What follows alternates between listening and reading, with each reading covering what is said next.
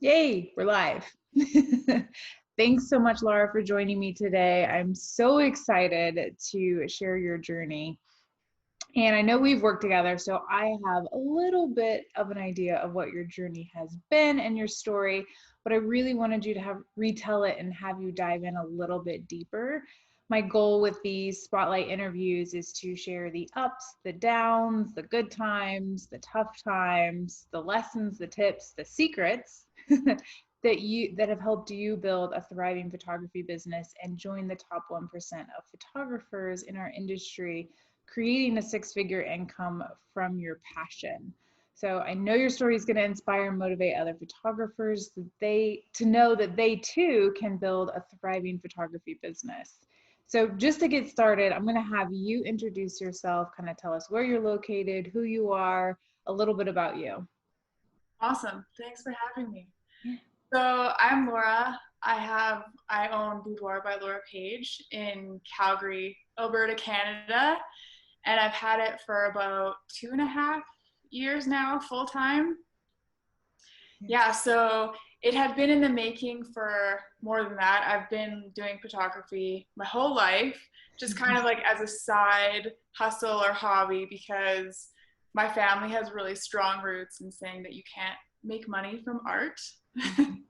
You make money like working 9 to 5 and then have fun with your art hobbies. But yeah, so it was hard. So I did that. I was like in the oil and gas industry and kind of just doing that every day for 10 years. And like my soul was like slowly dying. I'm like, there has to be like, I know this sounds cliche, but I'm like, there has to be more, because I couldn't imagine that being my life. There was like sense of happiness that just wasn't there, I guess.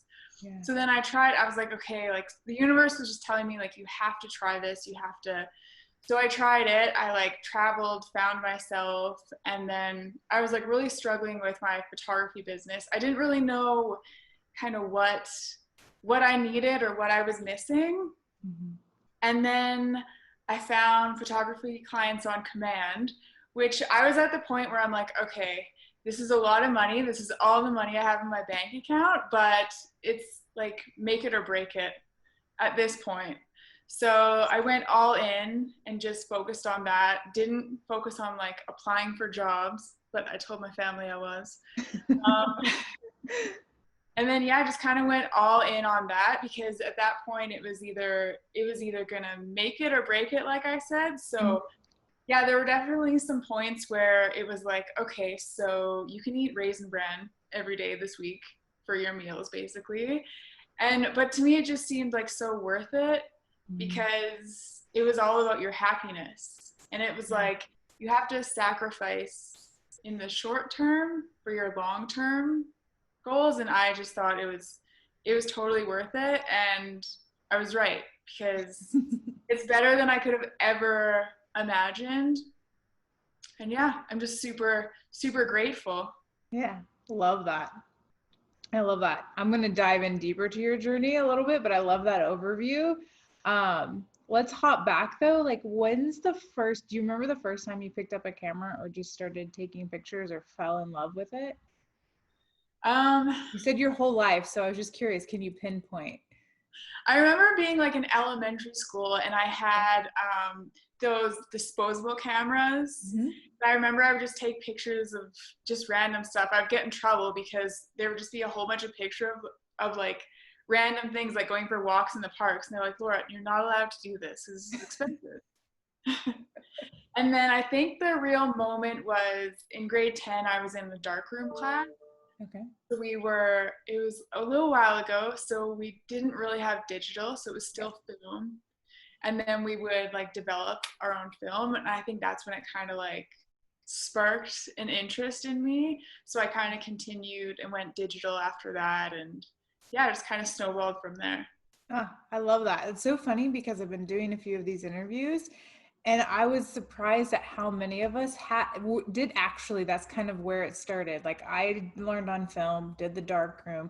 I couldn't develop film at this point, you couldn't even, like, you could give me all the tools and I wouldn't remember how to do it. Hard. Chemistry. Yeah.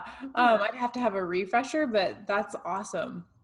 I don't even know if I remember you telling me that you actually took a darkroom class and did film. So that's awesome. So at what point did you decide to turn the photography passion into a business? I know you said you had a side hustle hobby for a little while. When did you get super serious about doing the business side? I think it was kind of right around, so I was just going from job to job, and I had like my absolute dream job in the oil and gas industry. I had that, and it had been 2 years, and I was like, I'm still not happy. Like, I don't know what it is. And it just felt like, I didn't know. I felt like kind of lost. I was like, I know I shouldn't be here, but I don't really know where I should be. Right. Then I traveled and like just took a whole bunch of pictures, and I just loved like almost like connecting with people Yeah. via pictures and photography. And I felt like I would meet people because I would go and ask to take their picture, or to go into like a different place to take their picture. And I feel like I got reconnected with photography in that moment. And I was like, okay, I know I need to do something with photography. But even then, I wasn't exactly sure what. And as you know, like as amateurs, you just want to do everything, right? So you're like, yeah, I'll do like weddings and family and all this, which is not what you're supposed to do. But I was just, yeah. Yeah, that's awesome. So when you decided what genre, you said you were doing everything, or did you kind of have a certain passion? Obviously it's people, right? It sounds like that when you can take portraits of people, there's a connection there that like makes you feel alive. Is that kind of what I'm hearing? Yeah, definitely. Yeah. You put it in better words. I like that. And I think it's too like I found that I really like the photographs with like deeper meaning. Mm. Like it might be like a portrait, but then you understand like the deeper meaning behind it. I thought it was like super interesting. Yeah. So then I feel like that's why I found like a segue to like boudoir. Mhm. Love that.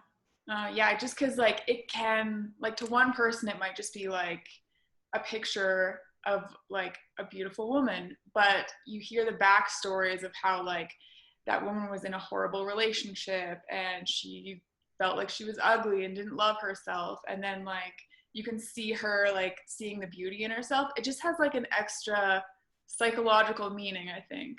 Like a transformation, I think, as Yeah. well. I mean, obviously, I'm a little biased on boudoir as well. But I think there's obviously can be meaning in any type of portrait for sure. But there's just something special, probably because we're women and we understand the journey to self love.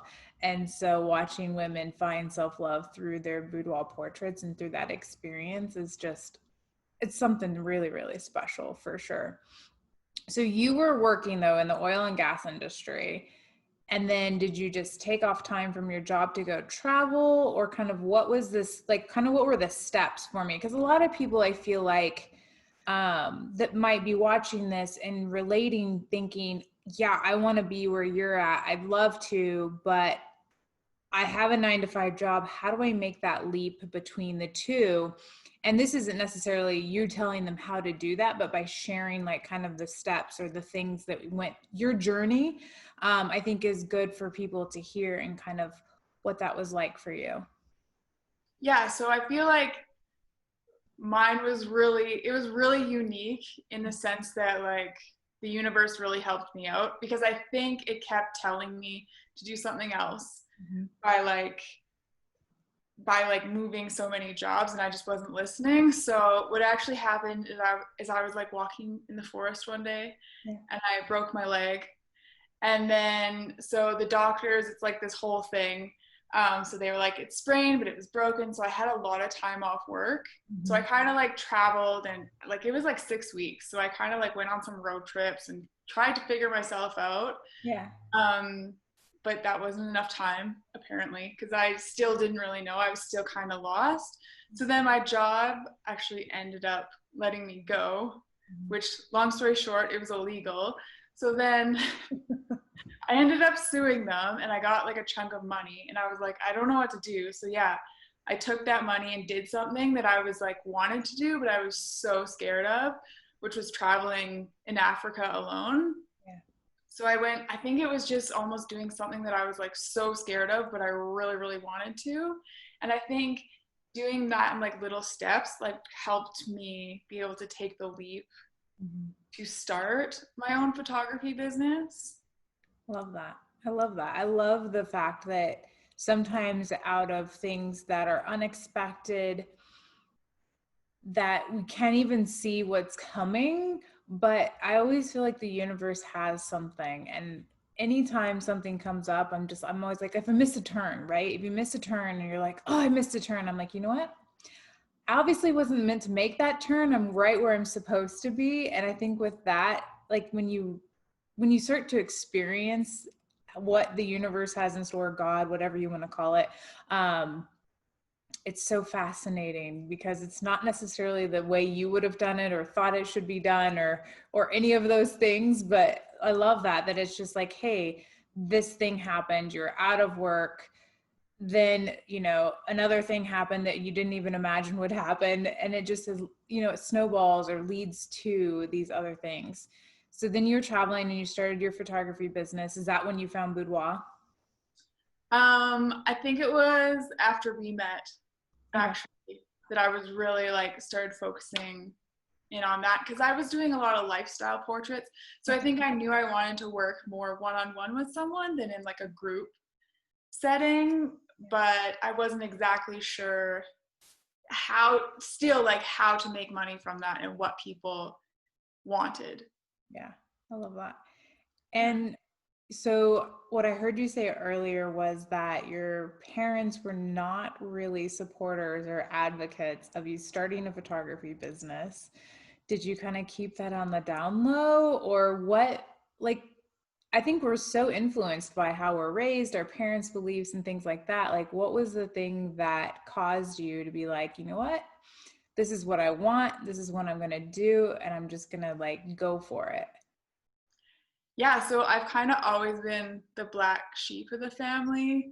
So I kind of just do what I want and they can get on board or not. It normally takes a little while. Yeah. Like even like I'm like, okay, I don't have a job. I'm going to Africa. They're like, what?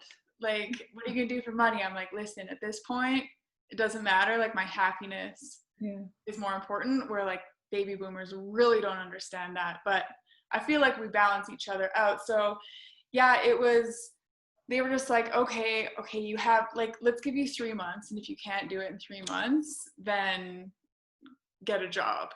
And so like, then like the ball started rolling and then like things were starting to go, like I was starting to make a profit, but still like my mom wouldn't tell anyone I did boudoir photography. She was like, she's a photographer, and ended the conversation there. And then, yeah, so it's just kept like snowballing. And now they like, honestly like can't believe it. Like it's so crazy. Yeah, I love that. So you could just went from zero to where you are now, which I know you are going to be over six figures and trying to hit the 200,000 mark this year. So that's incredible. And how long have you been doing it? You said 2 years? Yes. That's amazing. 2 years. That's incredible. Congratulations. What would you say was the toughest part of building your photography business? I think almost like believing that it will work, because I don't know, you almost just have to know and like keep going and keep trying to do things and keep like, there's a point where it seems like you're doing everything and nothing's working, and you'll be like, I don't know, you're almost like so desperate, but you can't act desperate in front of obviously your clients. So it's almost like, and like it's good to have like good coaching on that, and like your mindset is really, really important on like keeping that positive and what you can focus your attention on rather than the negatives, because that'll bring you down and then you'll be like, why am I doing this? Yeah, I love that. I think no matter what industry you're in, whether you're a business or business owner or an employee, mindset is so huge. And like, I think as humans, it is a human tendency to find the one, even if we have like 10 great things that happened in a day, it's typically that one negative that we tend to focus on and get frustrated over when there's like so many other things. And there's just a mindset shift that can really set you free and allow life to really just be so much greater if we can focus on those positive things. I love that you brought that up, for sure. What's one thing that you wish that you knew when you began your photography business? That's a really good question.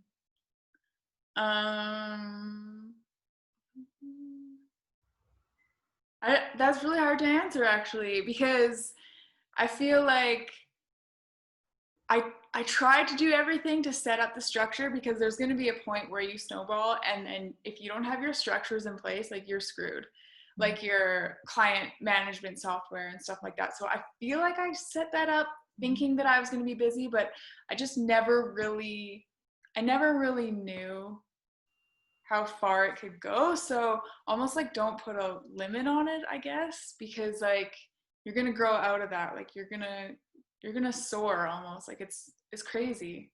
I love that. I want to go back to what you said, because I think this is really important, because you fast tracked, and I think you probably fast tracked, and I'm not going to like, I don't want to like say, oh yeah, it was me, but I think having the structures and you actually sought out, we've been working together for almost 2 years. You sought out a business coach and a system and marketing really quick.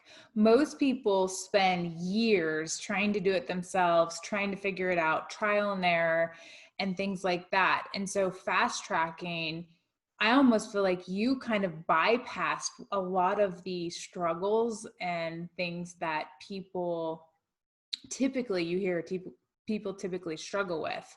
So, but at the same time, you had struggles still, in the sense of, I should almost say sacrifices too, I feel like, in the sense of, you said you ate Raisin Bran for weeks in order to what was that sacrifice? Kind of, what was that like? What made you do that? Because you mentioned it earlier. And so I kind of wanted to dive into that. Yeah, so just kind of more in like detail. So it was, like I said, when it was like a make or break it, like it was like, we either do this or we can't pay rent. And like sometimes I would be like, I don't know how we're gonna pay rent by the end of this month, but then it would just happen. Like you would get a client right then and just barely be able to pay it. So yeah, I was like, okay, I'm gonna make this work. So I didn't have TV. I like cut everything. I needed internet, so internet stayed, but kind of like all the bills, I like cut everything, except for my eyelashes. And you bugged me about this. I remember that conversation. You were like, I'm not sure how I'm going to pay rent. And I'm like, did you get eyelashes this month? It was a self-confidence thing. I don't know. I get you. When we lost everything in 2008, the one thing that I still spent money on when we were way in debt was my hair. Like it was the one thing that made me feel good. It made me feel happy. And I was like, whatever happens, my hair's still getting done. It might have been a little bit longer in between, but it still happened. So yeah, I totally get it. Yeah, we all have our priorities. Yeah. But yeah, and then food was one of them, because I'm not a huge foodie. So I was like, hey, if that's one that we can cut that. So I kind of was cutting everything I could to make it work, because for me it was worth it. And I would have friends being like, what do you mean you don't have like TV and you can't like eat something tasty? And I'm like, I really, like, it didn't matter, because it was way more important to make this work. Yeah, I love that. That's awesome. Let's see what else we got here. I was gonna say, what was your biggest struggle and what did you learn from it while building your business? I guess you kind of mentioned mindset a little bit. Is there anything else? I feel like if we hadn't worked together, there would have been like so much more like trial and error struggle. But even with that, even because you can have the systems, you can have, okay, this is what your mindset needs to be, but if you don't believe it and you don't follow it and you don't like truly embody it, I feel like it's going to be really hard. Yeah, it's still going to be really hard. Like you have to like practice and you have to not get down on yourself, even having like in-person consultations. Well, your first, like, not to discourage anyone, but for like the first 3 months, you'll fail, but you have to fail so you can get better type thing. Love And I that. just feel that like, I feel like I know a lot of other stories of entrepreneurs who they've struggled as well. And I feel like you almost have to struggle to get that like backbone type thing. So like say if someone waltzes in and they're like, I want your services for half price, you're not going to be like, oh, okay. You'll be like, no, I didn't eat Raisin Bran for a week to give you a discount. Like take it or leave it. Like you need a bit of that. That struggle. Yeah. Yeah, I think it was an interview with Karina that I was talking to her. It's like there's almost like a toll to pay or like a journey that has to be Like, taken to get to that next level. Like there are some things that are, it's like sacrifice, some hardships, some struggles, some lessons that like you just have to go through. And the difference between those who quit and fail, like fail, I think failure is amazing and it's how we learn. But I also think that you can't truly fail unless you quit. So there's a lot of things that are like intertwined into the word failure. Like failure, heck yeah, let's do it. Or maybe we should say mistakes, like make mistakes or struggle is, yeah, that's part of the journey. It's the difference between those who ultimately don't get where they're wanting to go and those who do is those who embrace it and they're like, okay, this sucked. Like, oh, this sucks, but what can I learn from it? And I'm not gonna stop. It's not gonna stop me. I'm still going to get there, and they get back up and keep going and to the finish line versus just going, I've fallen, this sucks, I'm not getting back up. So I no, love that you said that. Yeah, it's definitely, I think, that attitude that you said of like, this happens, but I'm gonna keep believing yeah, it. your growth factor, I guess, too. Yeah. Yeah, I love that. What would you say is the part of your business that you spend the most time on? That's a good question. It honestly changes right now because it's like around Christmas time. Mhm. Right now is really focused on like culling images, Mhm. shoots and consultations. But sometimes it switches to be like there's a lot of consultations and sometimes you don't like you think you're just gonna shoot all the time, where it's like you're doing that or you're answering messages a lot of the time or you're planning social media, which you're not supposed to do a ton because it doesn't really bring in the money. It's just something fun for your ego. Um, but yeah, so there's a lot of admin work, which Yeah. you don't necessarily think that's what you're gonna have, but it's part of it, and it's what's gonna make your business grow. Yeah, love that. We always say, and you know this because we talk about it in the groups, if you own a photography business, just be prepared. Shooting is going to be about 10% of your business. 90% of it's going to be the business side of the business. And 90% of the business side is typically conversations, like dealing with clients, whether it's conversations, consultations, reveals, like it's kind of those things going back and forth. This customer service almost is really 90% of that, what you spend the most of your time on. But I always like to hear, like, I mean, sometimes people say it's retouching because they still do their own retouching. Because that sometimes, especially for boudoir photographers, because there's so much skin, then there's a lot more retouching than, let's say, you're a wedding photographer and you run everything through a batch, like a batch preset or something like that. So what are the top 3 best resources that have helped you along the way?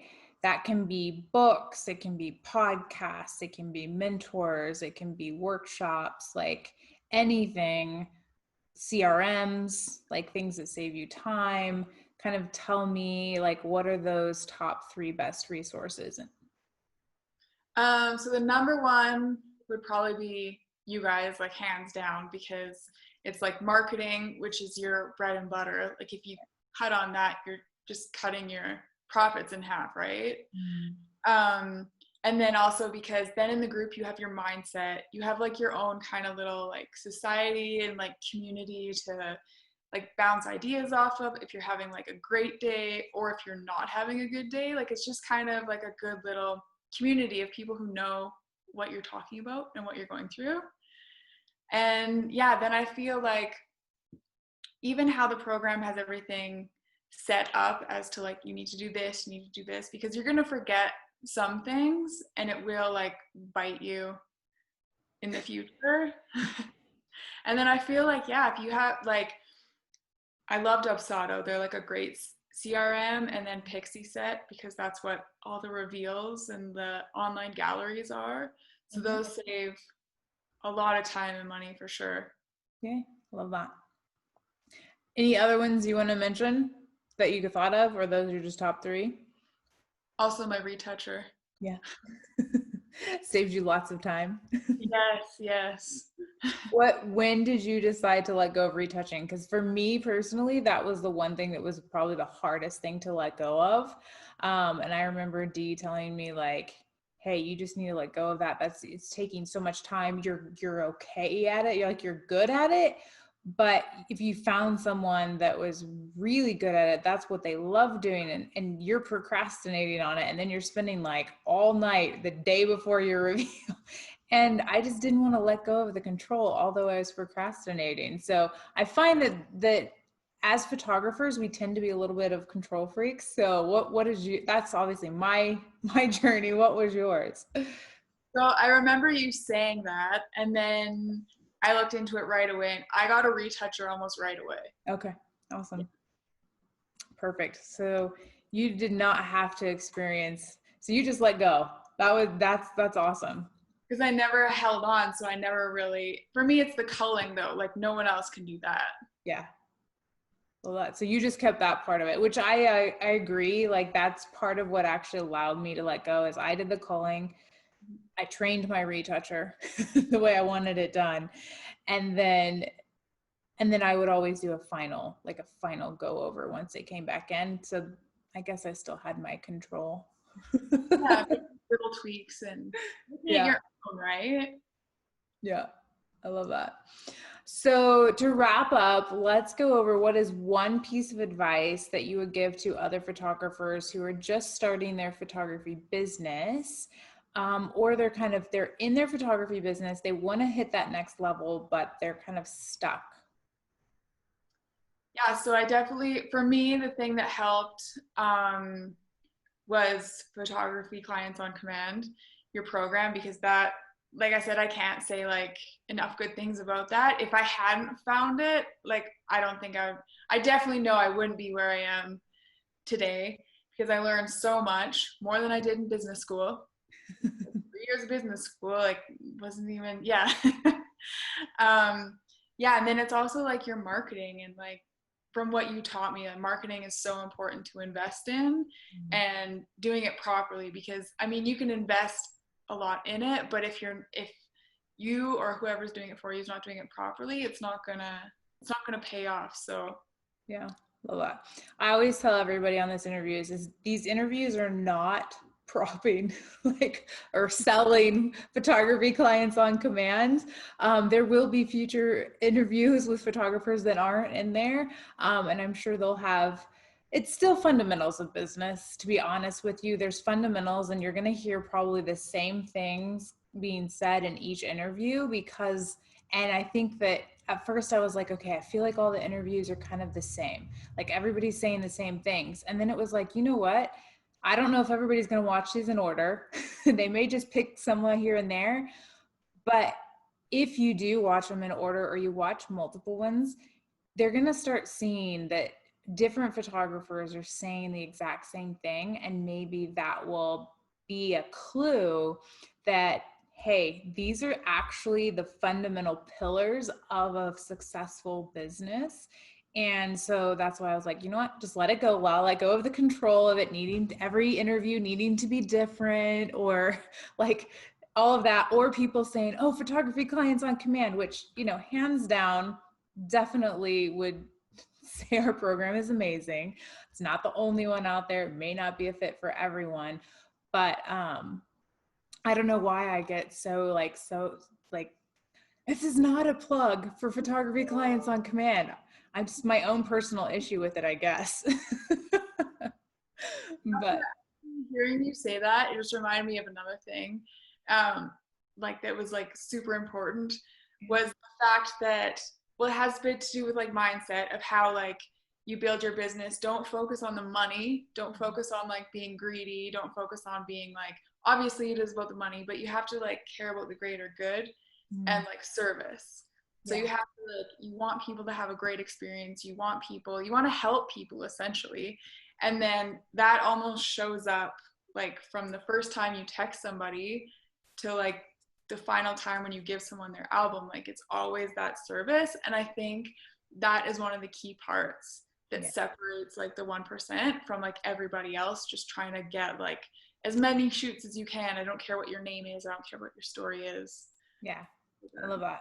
I mean, if you look at any of the greatest business coaches, they're going to say, find a problem and fix it. But also it's about service. It's about the person, not the money.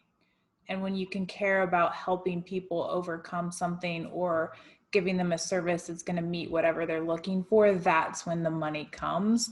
It's like you almost don't even have, I mean, you have to have your financials and your structures and your financial structures in place to be profitable. I mean, your pricing has to be profitable and all of that.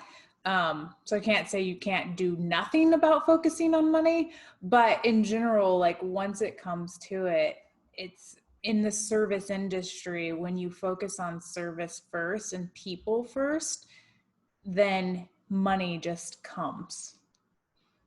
I love that. So I know I said that was the last thing a second ago, but I want to say, what do your parents have to say about your job or your business now? So yeah, sometimes sometimes I'll tell them like, oh, this is how much money I made this month, just because I don't know. Yeah, it's a bit of a flex, but it's also like just so they know. Yeah. And then sometimes like they'll go and tell other family members, and you can just tell that they're like so proud. And it's like, so I don't know exactly what they tell other people, but everybody is just like, yeah, they're like, do they see it as a actual income now? yeah. Okay. Versus before. I love that. That's amazing. Anything else you want to add before we close up? I can't think of anything. Yeah, Nope. I just wanted to let it out there in case, if not, no big deal. Thank you so much for taking time today. I know you had a shoot earlier. I hope it went well. And I'm so excited. I'm so proud of you. I mean, you have just blown like the norm out of the water and come so far in such a short time. And that's not everybody's journey, but it is a journey and it is a possibility.